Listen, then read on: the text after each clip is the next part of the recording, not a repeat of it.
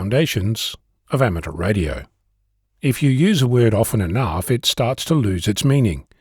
The other day, during breakfast, coffee, whilst playing one of our Start the Day with a Smile word games, the word radio turned up.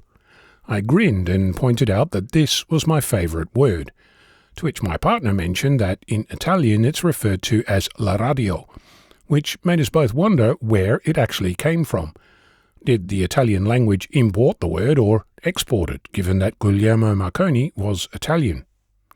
A quick search advised us that it came from Latin, radius, meaning spoke of a wheel, beam of light, or ray. Fully enlightened, we finished our coffee and got on with our day. Except I couldn't stop thinking about this. Having recently spent some quality time looking into the history of the RF Circulator, I figured searching the patent records might be a solid way to get some handle on where this word radio came from. Initially, Google Patent Search unearths the oldest as being from 1996. Not very helpful. Adding 1900 as the end date filter turns up a radio cabinet patent with a filing date of 1833. Except that it was published and granted in 1931, which is confirmed by the patent itself. This level of corruption in the data affects at least a dozen patents, but I dare say there's plenty more like that. 1857 turns up a patent with the word broadcasting, in the context of broadcasting guano, so nothing much has changed in nearly 170 years, but I digress. Adding quotes to the search term unearths a patent from 1861. Apparently, iron roads, locomotives, large slopes and small radio curves relates to the other meaning of the word radius, in Spanish. 1863 gives us ruffle stitching, made upon the radio, but the patent is so corrupt that it's pretty much unreadable. 1871 unearths an electromagnetic engine, but the text has so much gibberish that I suspect that the word radio is a happy accident. 1873 shows us a wireless signalling system. Bingo! The patent shows us transmitter and receiver circuits, antennas, messages and frequencies and a whole bunch of relevant radio information. Except that the date on the patent itself is 1919. And you wonder why people argue about who invented what when. I'll spare you the gas apparatus, petrol lamps with cigar cutter, running gear for vehicles and bounce to 1897. Method of and apparatus for converting X-rays into light for photographic purposes. The first occurrence of radio in the form of radiograph, complete with pictures of the bones of a hand drawn meticulously from presumably an X-ray. I confess I'm not convinced. Using the United States Patent and Trademark Office search for the word radio gives you 54,688 pages with 2.7 million records, ordered in reverse chronological order with no way to skip to the last page. The World Intellectual Property Organization finds the same Spanish iron paths patents but unearths a differential arrangement for radio-controlled race cars from 1900. But inside we discover it's really from 1979. Seems this level of corruption is endemic in the patent field. Wonder who's benefiting from this misinformation. Meanwhile, still looking, I discovered the Oxford English Dictionary, which claims that the earliest known use of the word radio is in the 1900s, but the earliest evidence is from 1907, in a writing by L. de Forest.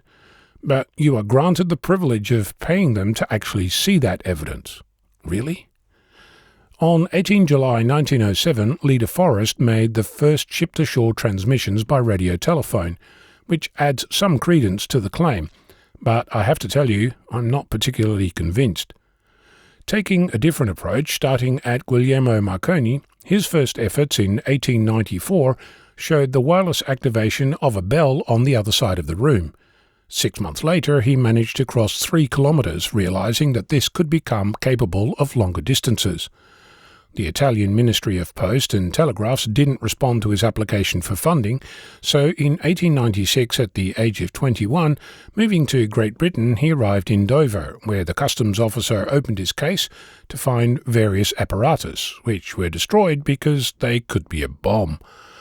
Lodging a patent, improvements in transmitting electrical impulses and signals and in apparatus therefore, was the first patent for a communication system on radio waves. It was granted a year later. One problem. It doesn't have the word radio in it. Instead, it talks about a Hertz radiator. So close. So we've narrowed it down to somewhere between 1896 and 1907. That's an 11-year window. Some observations. De Forest founded a company called the Radio, Telephone and Telegraph Company. It's unclear exactly when this happened. It collapsed in 1909 and was founded after disagreement with management of his previous company, apparently on 28 November 1906. A quick aside, apparently, in 1881, Alexander Graham Bell used the word radiophone for the first time, which he used to refer to a system that used light to transmit wirelessly. He also referred to it as a photophone. You could argue that because light and radio are the same thing, this is the first legitimate use of the word radio in the context of communication. But I'm not buying it. I'll leave you with the discovery that on 30 December 1904, the British Post Office published a Post Office circular, with the instructions to use the word radio in the service instructions. Think of it as the metadata associated with the telegram. This information has been repeated often without evidence. If you're keen, the Postal Museum is located in Phoenix Place, London. I've contacted them to see if that particular circular is in their possession. Amazingly, the Post Office circulars have been digitised between 1666 and 1899. So close, but no cigar. That said, I looked for the elusive Volume 7 of the set to see if there were any straggling references to radio, but couldn't confirm this. The Postal Museum catalogue returns plenty of early references to radio, but it's hard to tell what's real and what's written after the fact. Anyone know of any research grants that will allow me to dig into this on site? Feel free to get in touch. Oh, a bed would be good too. I think this might take a while. At the moment, the best I have is an uncorroborated 30 December 1904 for the origin of the word radio in English. In other words, it was imported into Italian. No sign of Marconi, Bell or De Forest. I'm Ono, Victor Kilo 6, Foxtrot Lima, Alpha Bravo.